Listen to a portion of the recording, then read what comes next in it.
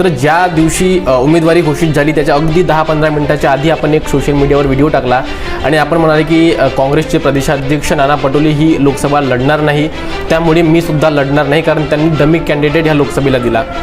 साहेब, हाच तर चान्स होता ह्या वर्षी लोकसभा लढण्यात. लोकसभेला नाना पटोले स्वतःच काँग्रेस पक्षाचे उमेदवार राहतील आणि म्हणून मग मी सुद्धा माझी दावेदारीची घोषणा केली की मी जर नाना पटोले लढत तर मी स्वतः लढणार. आणि मी नाना पटोलेजींना अनेक चॅनलच्या माध्यमातून चॅलेंजसुद्धा केलं की आपण ही लोकसभाची निवडणूक लढावी.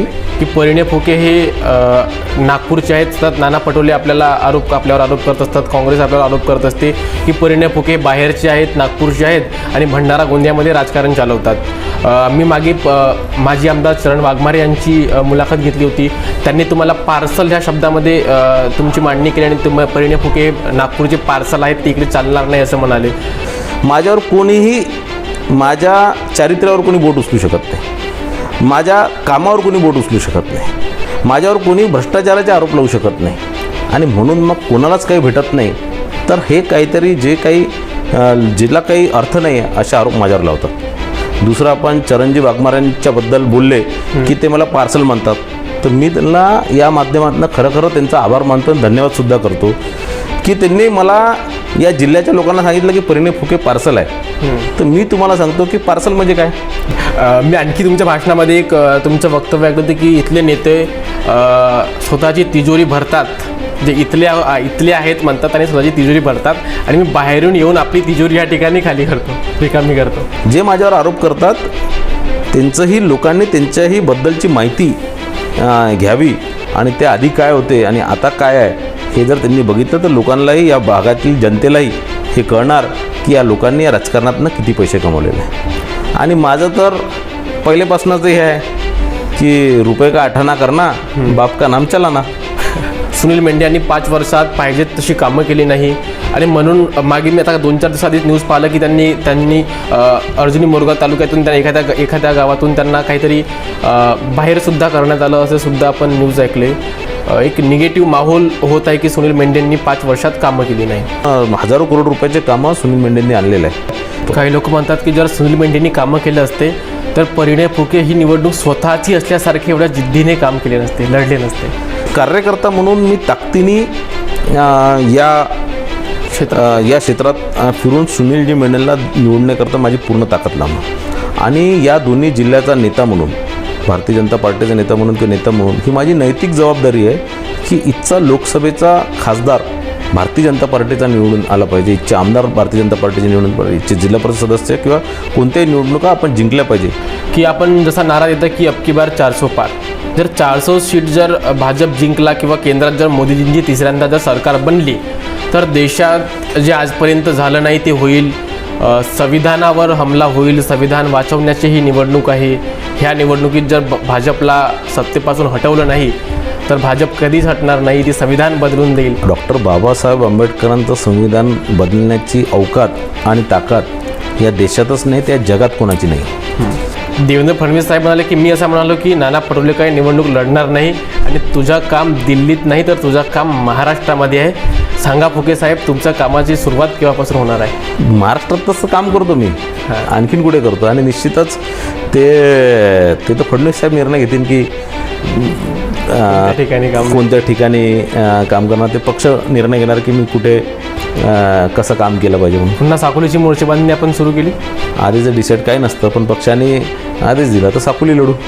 साकोलीला तयार आहात आपण. हां, बिलकुल तयार आहे. नाना पटोले मी कोणत्याही निवडणूक लढायला तयार आहे. जे पक्ष आदेश देणार ते आदेशचं पालन करायला मी तयार आहे. नाना पटोलेच्या विरुद्ध पुन्हा एकदा आमना सामना.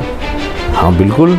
आणि यावेळेस मागच्या जे 1-2 चुका मी छोट्या मोठ्या केल्या त्या यावेळेस करणार नाही. स्वयंपाकामध्ये काय बनवता येते.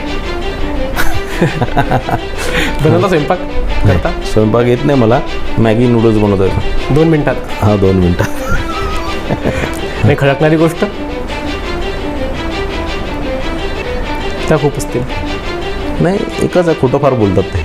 खोटं बोलतात. हां, आश्वासनं खूप खोटे देतात लोकांना. ते एकाच विधानसभेमध्ये 5-5 लोकांना तिकीट कबूल करतात. एकाच जिल्हा परिषद सर्कलमध्ये 4-4 लोकांना तिकीट कबूल करतात.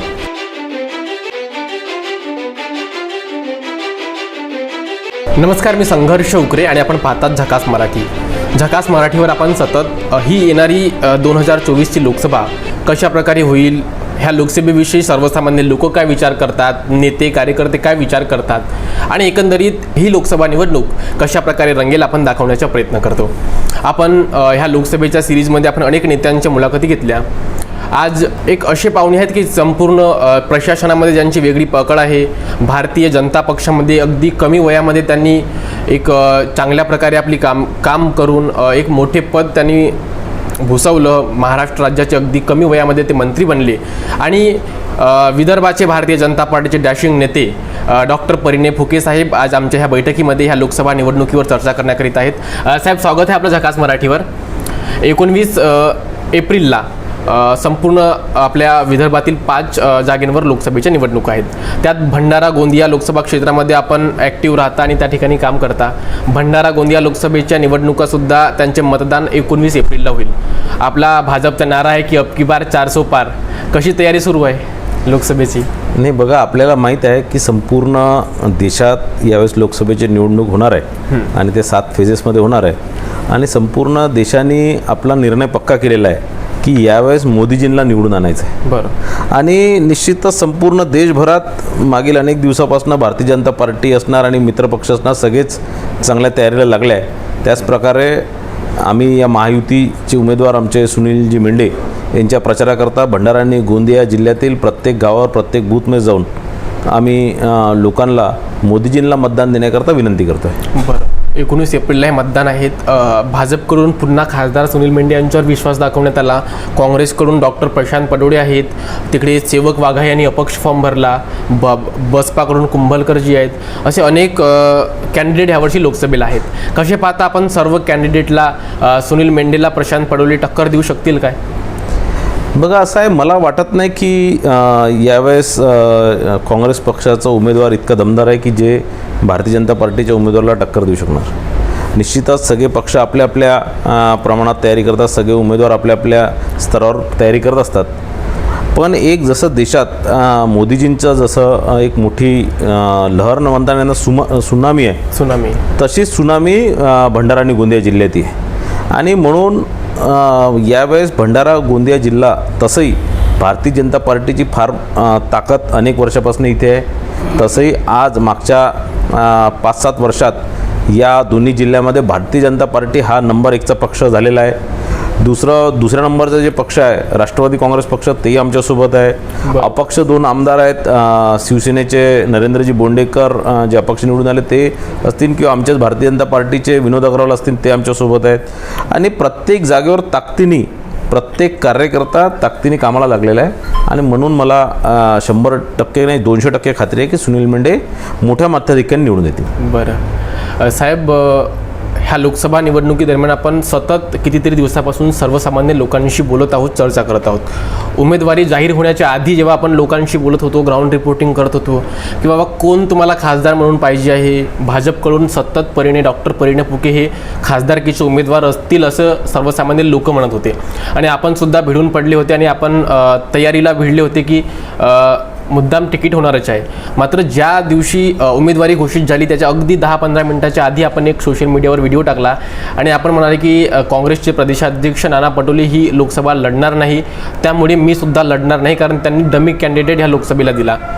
साहेब, हाच तर चान्स होता ह्या वर्षी लोकसभा लढण्याचा? बघा, असं आहे की कोणताही पक्ष निवडणूक लढवत असताना एक सगळ्यात ताकदवर, त्या पक्षाचा सगळ्यात ताकदवर नेता ज्यावेळेस मैदानात उतरतो त्यावेळेसच आपल्या पक्षाचा एक ताकदवर नेता त्याच्या विरोधात उतरत असतात. बरोबर. ही एक कोणत्याही पक्षाची स्ट्रॅटेजीचा भाग असतो. 3 महिन्याआधी नाना पटोलेजींनी स्टेटमेंट दिलं होतं की इथनं या भंडारा गोंदिया जिल्ह्यातनं नरेंद्र मोदीजी स्वतः उभे झाले भारतीय जनता पार्टीवर तरी इथे काँग्रेस पक्षाचा उमेदवार निवडून येणार. बरोबर. आणि म्हणून मी त्यांना चॅलेंज केलं की आपण इथनं स्वतः लढून बघा. आणि त्यांच्या या स्टेटमेंटनंतर आमच्या पक्षामध्ये चर्चा झाल्या आणि त्यात निकष आला होता की इथनं लोकसभेला नाना पटोले स्वतःच काँग्रेस पक्षाचे उमेदवार राहतील म्हणून. आणि म्हणून मग मी सुद्धा माझी दावेदारीची घोषणा केली की मी जर नाना पटोले लढत तर मी स्वतः लढणार. आणि मी नाना पटोलेजींना अनेक चॅनलच्या माध्यमातून चॅलेंजसुद्धा केलं की आपण ही लोकसभाची निवडणूक लढावी मी आपल्या विरोधात. कारण आपण मोदीजींना चॅलेंज केलं तर मी त्यांना म्हटलं की मोदीजी आणि आमचे देशाचे नेते, मोदीजी आणि आमच्या राज्याचे नेते माननीय देवेंद्रजी फडणवीस हे फार मोठे नेते आहेत. मी एक लहान कार्यकर्ता आहे. माझ्यासारखा एक लहान कार्यकर्ता तुमची डिपॉझिट गोल करू शकतो. तर तुम्ही मोठ्या नेत्यांवर टीका करण्यापेक्षा माझ्यासारख्या एखाद्या लहान कार्यकर्त्याला उत्तर द्यावा आणि तुम्ही निवडणूक लढावी. त्याच्यावर ते काही निवडणुकीच्या रिंगणातनं बाहेर गेले. मग इथनं परत लोकसभेला लढण्याची मग काही दुसरी कारण नव्हतं.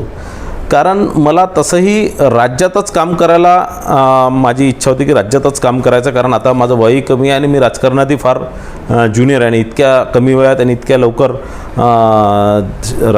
देशाच्या राजकारणात, राष्ट्रीय राजकारणात जाण्याचा माझीही काही तयारी नव्हती.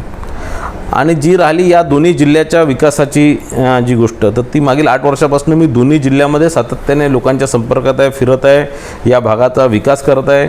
आणि निश्चितच या भागात काही ना काही चांगलं झालं पाहिजे याच्यासाठी मी मागील 8 वर्षापासून प्रयत्नशील आहे. साहेब, आता आम्ही तुमच्या लाखणीमधील ह्या निवासस्थानी ही मुलाखत बसून करत आहोत.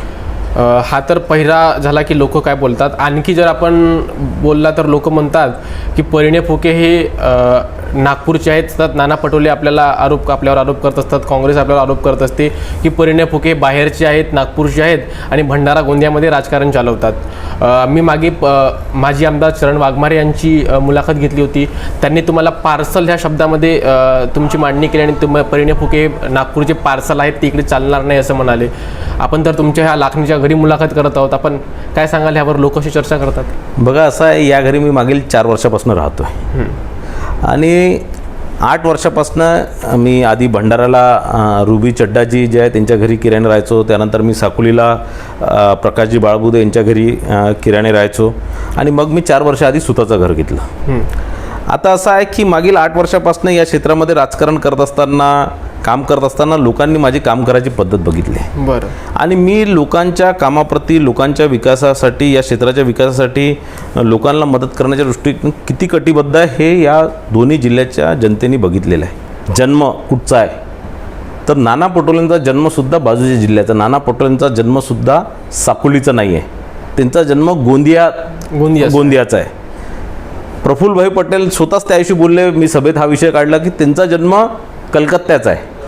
तर म्हणून माझं असं म्हणणं आहे की कोणाचा जन्म कुठनं होतो याच्यापेक्षा कोण कुठे किती काम करतो आणि कोणाची किती कमिटमेंट त्या लोकांप्रती, त्या क्षेत्राप्रती, त्या जिल्ह्याप्रती, त्या तालुक्यांप्रती असतं, त्या विधानसभाप्रती, त्या लोकसभेप्रती असतं, तिला जास्त महत्त्व दिलं पाहिजे. कोणाचा जन्म कुठे झाला, कोणाची जात काय आहे, कोणाचा पंथ काय आहे, कोणाचा धर्म काय आहे, हे सगळ्यांना बघता विकास कोण करणार याच्यावर लोकांनी भर दिलं पाहिजे. लोक त्याच्यावरच भर देतात. हे जे आपण बाहेरचं वगैरे म्हटलं तर काही 2, 4, 5 नेते जे माझ्या विरोधात आहे, ज्यांना माझ्याबद्दल 8 वर्षाचं राजकारण माझं या जिल्ह्यामध्ये झालं, त्याच्या आधी 10 वर्षाचं राजकारण माझ्या नागपूर जिल्ह्यामध्ये झालं. माझ्यावर कोणीही, माझ्या चारित्र्यावर कोणी बोट उचलू शकत नाही, माझ्या कामावर कोणी बोट उचलू शकत नाही, माझ्यावर कोणी भ्रष्टाचाराचे आरोप लावू शकत नाही. आणि म्हणून मग कोणालाच काही भेटत नाही. तर हे काहीतरी जे काही जिला काही अर्थ नाही आहे असे आरोप माझ्यावर लावतात. दुसरं, आपण चरणजी वाघमारेंच्याबद्दल बोलले की ते मला पार्सल म्हणतात. तर मी त्यांना या माध्यमातून खरं त्यांचा आभार मानतो आणि धन्यवादसुद्धा करतो की त्यांनी मला या जिल्ह्याच्या लोकांना सांगितलं की परिणय फुके पार्सल आहे. तर मी तुम्हाला सांगतो की पार्सल म्हणजे काय? गिफ्ट. पार्सल म्हणजे गिफ्ट येतो, गिफ्ट. तर मी या दोन्ही जिल्ह्याच्या लोकांसाठी, या दोन्ही जिल्ह्यासाठी एक मोठा गिफ्ट आहे. कारण 24/7 काम करणारा, करोडो रुपयाच्या विकास कामं इथे आणणारा, 24 तास लोकांना, या दोन्ही जिल्ह्याच्या लोकांना उपलब्ध राहणारा माझ्यासारखा एक नेता या जिल्ह्याला मिळाला, तर हे या दोन्ही जिल्ह्यासाठी गिफ्टच आहे. आणि गिफ्ट जे होतं, पार्सल जे येतं, ते तुमच्याकडनं काहीतरी तुम्हाला द्यायला येतं. तुम्हाला काहीतरी गिफ्ट द्यायला येतं. गिफ्ट तुमच्याकडनं कधी घेऊन जातं का पार्सल? नाही. तर मी दोन्ही जिल्ह्याला निश्चितपणे देऊन जाणारच आहे. हे मी 100% सांगतो. एकही पैसा इथनं घेऊन जाणार नाही, एकही गोष्ट इथनं घेऊन जाणार नाही. मी इथनं फक्त घेऊन जाणार या जनतेचा मान सन्मान, या जनतेचा प्रेम. याच्याशिवाय मी या भागातनं, या दोन्ही जिल्ह्यातनं काहीच घेऊन जाणार नाही. तर म्हणून माझं चरण वाघमारेजींना फार फार आभार. आणि आणखी कुठं पार्सल जिथं आला तिथंच राहतो. तर हां. इकडे तिकडे जातही नाही. अच्छा, मी आणखी तुमच्या भाषणामध्ये एक तुमचं वक्तव्य ऐकलं होतं की इथले नेते स्वतःची तिजोरी भरतात, जे इथले आहेत म्हणतात आणि स्वतःची तिजोरी भरतात, आणि मी बाहेरून येऊन आपली तिजोरी या ठिकाणी खाली करतो, रिकामी करतो. नाही, असं आहे की आपण बघितलेलं आहे की अनेक वर्ष 35-40 वर्ष या भागात राजकारण करणारे लोक आधी काय होते आणि आज काय झाले. आणि तुम्ही ज्या लोकांच्या, माझ्या विरोधात ज्या लोकांचं तुम्ही नावं घेतले, मी काही कोणाचं नाव घेणार नाही, पण त्यांचं तुम्ही आजपासून 20 वर्षा पहिले राजकारणात याच्या पहिले त्यांची काय आर्थिक स्थिती होती आणि आज त्यांची काय आर्थिक स्थिती आहे जर बघितलं तर तुम्हाला लक्षात येणार की यांचे इतके मोठे मोठे व्यवसाय कुठनं झाले.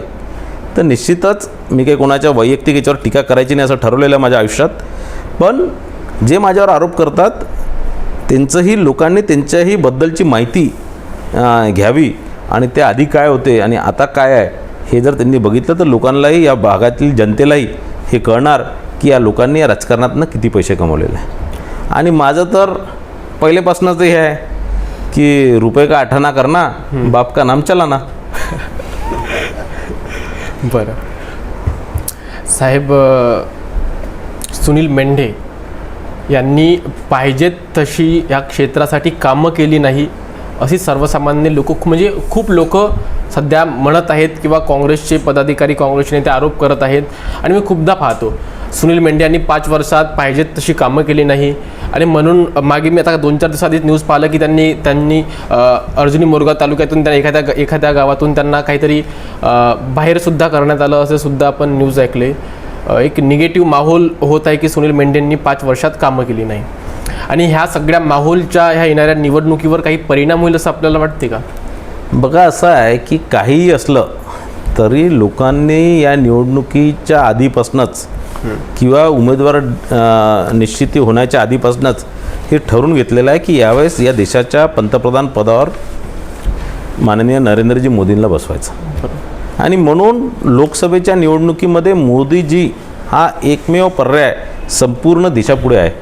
आणि म्हणून लोक या जिल्ह्यातल्या लोकांनी मोदीजींना निवडून द्यायचं हे ठरवलेलं आहे. काँग्रेस पक्षाचे लोक म्हणतात की सुनील मेंढेंनी विकास केला नाही. आज जवळपास 4,000 कोटीचे हायवेचे कामं या एकट्या गोंदिया भंडारा जिल्ह्यात आहे. तुम्ही जर बघितलं भंडारापासून नागपूरचा रस्ता बघितला, नागपूर भंडाराचा बायपास जर बघितला, अंबोऱ्याचा फ्लायओव्हर बघितला, नीलजपासनं पवनीपासनं भंडाराचा रस्ता बघितला, तुम्ही जर आज रस्त्यावर बघितलं तर तो सगळे रस्त्याचे कामं सुरू आहे. लाखणीचा फ्लायओव्हर आहे, साकोलीचा फ्लायओव्हर आहे. लाखणी आणि साकोलीच्या मधात जे जंगल आहे त्याच्यातलं जर तुम्ही ते फॉरेस्ट ओव्हरब्रिज जर बघितला, सोंदडचा रेल्वे ओव्हरब्रिज बघितला, किंवा तुमसरपासनं तिरोडापासनं गोंदियापासनं आमगावचा हा हायवे बघितला, अनेक कामं या माध्यमातून झालेल्या. रेल्वे स्टेशन गोंदियाचं आणि तुमसरचं आता रेल्वे स्टेशन नुकतंच मोदीजींच्या हस्ते त्याच्या दोन्ही रेल्वे स्टेशनचं उद्घाटन झालेलं आहे. त्या केंद्र सरकारच्या माध्यमातून अनेक हजारो करोड रुपयाचे कामं सुनील मेंढेंनी आणलेलं आहे. काही लोक म्हणतात की जर सुनील मेंढेंनी कामं केलं असते तर परिणय फुके ही निवडणूक स्वतःची असल्यासारखे एवढ्या जिद्दीने काम केले नसते, लढले नसते. बघा, असं आहे, मी भारतीय जनता पार्टीचा एक कार्यकर्ता आहे आणि या दोन्ही जिल्ह्याचा नेतासुद्धा आहे. बरोबर. तर ही एक कार्यकर्ता म्हणून आपल्याला काही भेटो किंवा नाही भेटो, आपल्याकडे पद असो नसो, पण एक कार्यकर्ता, आपल्यातला कार्यकर्ता नेहमी मी जिवंत ठेवतो. आणि कार्यकर्ता म्हणून मी ताकदीने या क्षेत्रात फिरून सुनीलजी मेंढेंना निवडण्याकरता माझी पूर्ण ताकद लावणार. आणि या दोन्ही जिल्ह्याचा नेता म्हणून, भारतीय जनता पार्टीचा नेता म्हणून किंवा नेता म्हणून, ही माझी नैतिक जबाबदारी आहे की इथचा लोकसभेचा खासदार भारतीय जनता पार्टीचा निवडून आला पाहिजे, इथचे आमदार भारतीय जनता पार्टीचे निवडून पाहिजे, इथचे जिल्हा परिषद सदस्य किंवा कोणत्याही निवडणुका आपण जिंकल्या पाहिजे. हे निश्चित नैतिकता म्हणून माझी ती जबाबदारी आहे आणि मी ते चोखरित्या निभवणार. काँग्रेसचे नेते, काँग्रेसचे कार्यकर्ते आणि लोकसुद्धा म्हणतात की आपण जसा नारा देता की अब की बार 400 पार. जर 400 सीट जर भाजप जिंकला किंवा केंद्रात जर मोदीजींची तिसऱ्यांदा जर सरकार बनली तर देशात जे आजपर्यंत झालं नाही ते होईल. संविधानावर हमला होईल, संविधान वाचवण्याची ही निवडणूक आहे, ह्या निवडणुकीत जर भाजपला सत्तेपासून हटवलं नाही तर भाजप कधीच हटणार नाही, ती संविधान बदलून देईल, हे सत्य आहे का? खरंच बदलणार आहे की भाजप संविधान? बघा, असं आहे की तुम्हाला मी नेहमी माझ्या भाषणात सांगतो की डॉक्टर बाबासाहेब आंबेडकरांचं संविधान बदलण्याची अवकात आणि ताकद या देशातच नाही, त्या जगात कोणाची नाही. दुसरं, 6 एप्रिल 1980 भारतीय जनता पार्टीची स्थापना झाली. आज 45 वर्ष झाले. या 44 वर्षामध्ये काँग्रेस पक्षाचा भारतीय जनता पार्टीवर 2च आरोप राहिले. हे 1980 पासून सांगून राहिले की भारतीय जनता पार्टीची सरकार आली की हे संविधान बदललं. माननीय अटलजींची सरकार 5 वर्ष होती, बरोबर, त्यांनी काही संविधानाला हात लावला नाही. आज 2014मध्ये आम्ही आपल्या भारतीय जनता पार्टी ॲब्सोल्यूट मेजॉरिटीमध्ये सरकारमध्ये आली, तरी काही संविधानाला बदललं नाही. 2019मध्ये भारतीय जनता पार्टीत 300 पार, जो 303 सीटा एकटा भारतीय जनता आणि 350 सीटा मित्र पक्षाच्या आल्या. त्यावेळेसही आम्ही कधी संविधानाला चुकीचं कधीच हे नाही केलं मोदीजींनी. त्यानंतर आता जर 2024मध्ये कसं बदललं, जर बदलायचं राहिलं असतं कोणाला तर 2014मध्ये किंवा 2019मध्येच बदललं असतं. मी तुम्हाला सांगतो, काँग्रेस पक्षाकडे काहीच दुसरा विषय मोदीजींच्या विरोधात नाही. आणि मोदीजींनी स्वतःच हे मान्य केलेलं आहे की एक साधारण चायवाला या देशाचा पंतप्रधान फक्त डॉक्टर बाबासाहेब आंबेडकरांच्या संविधानामुळे होऊ शकलं. आणि तुम्हाला मी सांगतो की काँग्रेस पक्षाची जी ओरड आहे, संविधान बचाव संविधान बचाव, मी अनेक रॅल्यांमध्ये बघितलं की काँग्रेस पक्षाचे कार्यकर्ते ओरडतात की संविधान बचाव संविधान बचाव. ते जे संविधान बचाव जे म्हणतात ना, ते डॉक्टर बाबासाहेब आंबेडकरांचं संविधान नाही, ते काँग्रेस पक्षाचं संविधान आहे. काँग्रेस पक्षाचं संविधान हे म्हणतं की राजाच्या पोटातनं राजा जन्माला येणार, नेहरूजींच्या पोटातनं इंदिरा गांधी जन्माला येणार आणि पंतप्रधान होणार, इंदिरा गांधीजींच्या पोटातनं राजीव गांधी जन्माला येणार आणि ते पंतप्रधान होणार. राजीव गांधींची बायको सोनिया गांधी या देशाच्या पंतप्रधानच्या उमेदवार होत्या, त्या विदेशी असल्यामुळे त्या होऊ शकल्या नाही. त्यानंतर या दोघांचा मुलगा राजीव गांधी आणि सोनिया गांधींचा मुलगा राहुल गांधी हा पंतप्रधान झाला पाहिजे, हेच त्यांचं स्वप्न. आणि मला एक सांगा की डॉक्टर बाबासाहेब आंबेडकरांच्या संविधानामध्ये हे अपेक्षित होतं का की राजाच्या पोटातनं राजा जन्माला येणार?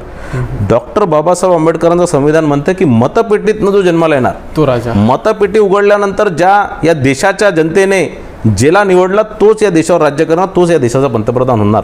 आणि या देशात पहिल्यांदा असं झालं, कारण जे काँग्रेसची सगळ्यात मोठी पोटदुखी काय माहिती आहे काय, की मागच्या 70 वर्षात 2014पर्यंत कधीही कोणता ओबीसी समाजाचा व्यक्ती, एक बहुजन समाजाचा मुलगा कधी या देशाचा पंतप्रधान झाला नव्हता. आणि काँग्रेस पक्षाचं सगळ्यात मोठं दुखणं तेच आहे की एक ओबीसी समाजाचा, एक छोट्या समाजाचा माणूस या देशाचा पंतप्रधान कसा झाला. आणि एकदा नाही दोनदा नाही, आता तिसऱ्यांदा तो ओबीसी समाजाचा माणूस कसा या देशाचा पंतप्रधान, हे सगळ्यात मोठं दुखणं काँग्रेस पक्षाचं आहे. आणि म्हणून ही सगळी ओरड काँग्रेस पक्षाची आहे. मला सांगा, डॉक्टर बाबासाहेब आंबेडकरांनी काय म्हटलं होतं की माझा संविधान कधी फलस्वरूप येणार, ज्या दिवशी या देशाच्या सर्वात उच्च पदावर, राष्ट्रपती पदावर एक महिला विराजमान होणार, एक आदिवासी महिला विराजमान होणार. आणि आज सन्मान्य द्रौपदी मुर्मूजींच्या माध्यमातून मोदीजींनी एक छोट्याशा गावातनं आलेल्या एक आदिवासी महिलाला या देशाच्या राष्ट्रपती केलं. तर बाबासाहेबांचं संविधान कोण खऱ्या अर्थाने साकार करतात आहे, कोण त्या संविधानाचं खरं पूजन करत आहे, हे तुम्हाला लक्षात येणार. आणि मागील 70 वर्ष या संविधानाची पायमल्ली कोणी केली, ते चाहे आपल्या वागणुकीमुळे, ते चाहे प्रधानमंत्रीच्या पदावर या नेहरू गांधी परिवाराच्या आरक्षणामुळे किंवा इमर्जन्सी लावून या बाबासाहेबांच्या संविधानाचं पायमल्ली कोणी केली, तर हे या देशाच्या जनतेला माहीत आहे की हे काँग्रेस पक्षाने केली. बरं, मागे सुनील मेंढे साहेबांच्या फॉर्म भरण्याकरिता देवेंद्र फडणवीस साहेब, चंद्रशेखर बावनकुळे साहेब, प्रफुल्ल पटेल साहेब, सगळे मोठे नेते त्या ठिकाणी उपस्थित होते. आपण सुद्धा त्या फॉर्म भरण्याच्या सभेला, प्रचार सभेला आपण उपस्थित होते. त्या सभेला देवेंद्र फडणवीस साहेब आपल्या भाषणामध्ये आवर्जून म्हणाले की परिणय फुके सातत्याने जर नाना पटोले निवडणूक लढेल तर लढण्याकरिता इच्छुक आहेत असं आपल्याकडे म्हणतात. पण देवेंद्र फडणवीस साहेब म्हणाले की मी असं म्हणालो की नाना पटोले काही निवडणूक लढणार नाही आणि तुझं काम दिल्लीत नाही तर तुझं काम महाराष्ट्रामध्ये आहे. सांगा फुके साहेब, तुमच्या कामाची सुरुवात केव्हापासून होणार आहे? माझ्या कामाची सुरुवात 8 वर्षापासून झालेली आहे. 8 वर्षापासून मी या क्षेत्रामध्ये काम करतो आहे आणि नुसतं भंडारा गोंदिया नाही, संपूर्ण विदर्भामध्ये मी काम करतो आहे. त्याच्या OBC समाजांमध्ये असणार, त्याच्या गोवारी समाजासाठी असणार, आदिवासी समाजासाठी असणार, ते संपूर्ण विदर्भातील प्रत्येक जिल्ह्यात आणि तालुक्यात मी फिरून निश्चितच लोकांचे कामं करण्याचा ते प्रयत्न काम करतो. करता, पण फडणवीस साहेब म्हणाले तो काम केव्हापासून सुरू होणार आहे? महाराष्ट्रात तसं काम करतो मी, आणखीन कुठे करतो. आणि निश्चितच ते तर फडणवीस साहेब निर्णय घेतील की त्या ठिकाणी काम कोणत्या ठिकाणी काम करणार. ते पक्ष निर्णय घेणार की मी कुठे कसं काम केलं पाहिजे म्हणून. पुन्हा साकोलीची मोर्चेबांधणी आपण सुरू केली. नाही, बघा असं आहे की आमच्या पक्षामध्ये जे पक्ष म्हणतं ते आपल्याला करायचं असतं. आधीचे डिसाईड स्वतःच काही नसते, आधीचं डिसाईड काही नसतं, पण पक्षाने आदेश दिला तर साकोली लढू. साकोलीला तयार आहात आपण? हां, बिलकुल तयार आहे. नाना मी पटोले कोणत्याही निवडणूक लढायला तयार आहे. जे पक्ष आदेश देणार ते आदेशचं पालन करायला मी तयार आहे. नाना पटोलेच्या विरुद्ध पुन्हा एकदा आमना सामना. हां, बिलकुल. आता एक शेवटी रॅपिड फायर सेशन घेतो. फार सुंदरी मुलाखत झाली. तुम्हाला मी काही प्रश्न करतो, त्या प्रश्नाचं मला उत्तर द्यायचं आहे. राजकारणात नसते तर आज काय केलं असतं? शेती केली असती, व्यवसाय केला असता. कारण मी MBA आहे, PhD आहे. तर मला असं वाटतं की चांगला मी व्यवसाय करू शकलो असतो, चांगली शेती करू शकलो. शेतकरी परिवाराचा आहे. आमच्या फार शेत्या व्यत्या आहेच तसे, पण चांगल्यारीत्या शेती केली असते, अत्याधुनिकरित्या शेती केली असते. स्वयंपाकामध्ये काय बनवता येते? बनवता स्वयंपाक करता? स्वयंपाक येत नाही मला. मॅगी नूडल्स बनवता येतं 2 मिनिटात? हां, 2 मिनटात. बरं, तुम्ही स्वतःविषयीची कधी न विसरू शकणारी अफवा? नाही, अशा काही अफवा असतात राजकारणात. तुम्ही राजकीय क्षेत्रामध्ये काम करत असताना तुमच्याबद्दल तुमचे विरोधक नेहमी अफवा आहेत. तुमचे विरोधक तुमच्याबद्दल काही ना काही अफवा उडवत असतात. आणि मी काही हे सगळ्या माइंड करत नाही. आणि माझ्या नेत्यांनी मला एकच गुरुमंत्र दिलेला आहे, फॉरगिव्ह अँड फॉरगेट. बरं, म्हणजे कोणी काय आपल्या विरोधात केलं त्याला माफ करून द्यायचं आणि त्याला विसरून जायचं. जर फुके साहेब लोकसभा लढणार आहेत, ती सुद्धा अफवा होती. नाही, अफवा नव्हती. पक्षाने मला म्हटलं होतं की जर नाना पटोले लढले तर मी विनंती केली होती पक्षाला की नाना पटोले लढले तर मी लढणार. तर ती काही अफवा नव्हती. बरं साहेब, आता तुम्ही ॲथलेटिक्स आहात, गेमर आहात, आधीपासून तुम्ही जलतरणपटू आहात, टेनिसपटू आहात. पुन्हा जर बॉक्सिंग रिंगमध्ये, समजा तुम्ही एक बॉक्सर आहात आणि बॉक्सिंग रिंगमध्ये जर एखाद्या नेत्याला जर घ्यायचा राहिला तर कोणत्या नेत्याला घ्याल? नाही, असं आहे बघा की राजकीय क्षेत्रामध्ये काम करत असताना आपण काही कोणाचे वैरी नसतो. बरोबर. आणि कोणी आपलं कोणी शत्रू नसतं. हे राजकीय हे असतं. आणि माझं तर म्हणणं आहे की मतभेद असले पाहिजे, मनभेद नसला पाहिजे. बरं, मत दोन लोकांचे, दोन विविध पक्षांमध्ये, दोन विचारधारांमध्ये, वेगळ्या विचारधारांमध्ये काम करत असताना तर दोघांचे मतं वेगळे राहू शकतात. एका पक्षातही 2 लोकांचे मतं वेगळे राहू शकतात. पण मी कधीही प्रयत्न केलेला आहे की माझं कधी कोणासोबत मनभेद नाही झाला पाहिजे. कोणी माझं चांगलं केलं किंवा वाईट केलं, कोणी माझ्याबद्दल चांगलं बोललं किंवा वाईट बोललं, पण मी कोणासोबतही मनभेद करत नाही. मतभेद तर राजकारणात राहणारच आहे. घ्यायचंच राहिला तर? नाही, मी नाही तरी नाही लोक पाहण्यात फार इच्छुक आहेत ह्या प्रश्नाचे उत्तर. नाही, खरं मी तुम्हाला सांगतो, असं इतका आकाश मला कोणाबद्दलच नाही आहे. नाही, पण म्हणजे एक्झाम्पल आहे, उदाहरण जर कल्पना करा की जर घ्यायचंच राहिलं, कधी जास्तच जर गोष्ट नाही, मी असं आहे की मी राजकीय पटलावर मी राजकीय नेता आहे, राजकीय नेत्यासारखाच वागणार. मी काही कोणासोबत हातापाई करणार नाही. माझ्याबद्दल भलेही मागच्या निवडणुकीत माझ्या विरोधकांनी गैरसमज केला की मेला मारला त्याला मारलं. मी काही कोणाला मारला नाही. मी कोणाला मारणाऱ्यांपैकी नाही आहे. मी राजकीय क्षेत्रात काम करतो, राजकीय नेता म्हणून काम करतो. तर मी राजकीय नेता म्हणून बॉक्सिंग रिंगमध्ये, तर बॉक्सिंग रिंग म्हणजे आमचं हे राजकीय क्षेत्र, एका दुसऱ्याच्या विरोधात निवडणुकी लढणे आणि निवडणुकी जिंकणे, आपल्या पक्षाला निवडणुकी जिंकू नये. त्या मैदानामध्ये कोणाला? हा प्रश्न तुम्ही विचारा की निवडणुकीत कोणाला हरवायचं तुम्हाला, बॉक्सिंग मारण्यापेक्षा. आणि हे सगळं थोडंसं माझ्या म्हणण्यात बघा, मी असं आहे, मी आतापर्यंत अनेक निवडणुका लढलो. बरोबर. अनेक निवडणुका जिंकलो. बरोबर. पण एकच निवडणूक मी माझ्या आयुष्यात हरलेली आहे. साकोली. ती मागची 2019ची साकोलीची विधानसभा. आणि ती सन्माननीय नानाजी पटोलेंच्या माध्यमाच्या विरोधात मी हरलेलो आहे. तर निश्चितच मला हे आहे की मी त्यांना एकदा त्यांच्या विरोधात लढायचं आणि त्यांना हरवायचं आहे. एकदा. येस. ह्या वर्षी होणार आहे ते? देवाची इच्छा आणि पार्टीची इच्छा. बरं. आता मी एक नाव घेतो, त्या नावाविषयी तुम्हाला आवडणारा गुण, त्यांचा गुण एक किंवा थोडा त्यांनी इम्प्रूव्हमेंट केलं, एक खटकणारा गुण सांगायचा आहे. महाराष्ट्र राज्याचे उपमुख्यमंत्री आणि आपले चांगले मित्र देवेंद्र फडणवीस. देवेंद्रजी फार डायनॅमिक, फार कमिटमेंटचे नेते आहेत. म्हणजे फार कमिटमेंट आहे त्यांच्या पक्षाबद्दल, या जनतेबद्दल, महाराष्ट्राच्या विकासाबद्दल आणि देशाबद्दल. आणि निश्चितच ते सगळ्यात चांगलं जर त्यांचं गुण जर कोणतं असणार तर त्यांचं कमिटमेंट, त्यांचं डेडिकेशन आणि त्यांचं जे विजन आहे ते फार मला चांगलं वाटतं. आणि खटकणारी गोष्ट त्यांची फिटनेस, ते फिट असले पाहिजे असं मला वाटतं. बरं. आणखीनही फिट असले पाहिजे. खूप पुरणपोळ्या खातात ते. नाही, पुरणपोळ्या वगैरे त्यांना आवडत नाही ते. बरं. राज्यसभेचे खासदार प्रफुल्ल पटेल. प्रफुल्ल पटेल साहेबही फार विजनरी नेते आहेत. त्यांनी या गोंदिया भंडाराचं जर खऱ्या अर्थाने जर विकास जर कोणी केला असणार इतक्या वर्षापासून, कारण ते 85पासून राजकारणात आहे, 91पासून ते या क्षेत्राचं प्रतिनिधी म्हणून काम करतात, कधी लोकसभेमध्ये कधी राज्यसभेमध्ये. आणि निश्चितच त्यांचं या मतदारसंघाच्या लोकांबद्दल फार प्रेम आहे आणि या क्षेत्राचा विकास झाला पाहिजे हे त्यांचं विजन चांगलं आहे या क्षेत्रात. खटकणारी गोष्ट प्रफुल्ल पटेल साहेबांविषयी त्यांचा संपर्क थोडा कमी आहे. संपर्क कमी आहे. बरं. काँग्रेसचे प्रदेशाध्यक्ष नाना पटोले. नाना पटोलेजी एक चांगले नेते आहे, चांगले वक्ते आहे. आज ते काँग्रेसच्या सर्व मोठ्या पदावर आहे.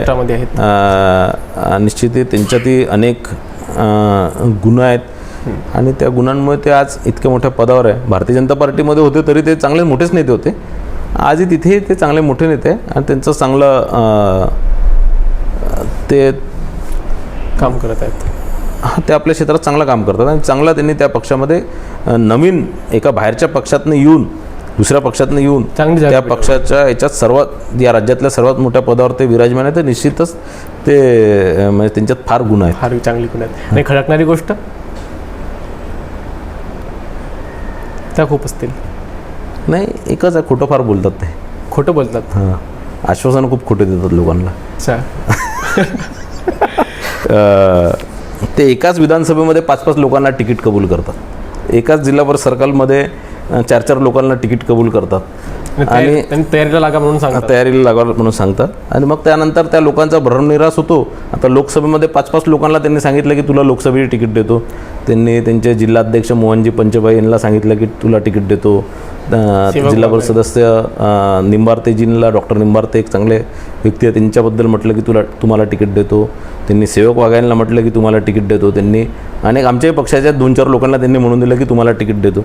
तर असं प्रकारचं ते फार, म्हणजे तुम्ही इतर पक्षातील लोकांना भाजपमध्ये घेतात, ते भाजपच्या लोकांना इथे येऊन तिकीट देणार नाही, ते घेत नाही पक्षात. ते भाजपमध्ये राहताना त्यांना आश्वासन देतात की तुम्ही इकडे आहे, मी तुम्हाला तिकीट देतो म्हणून.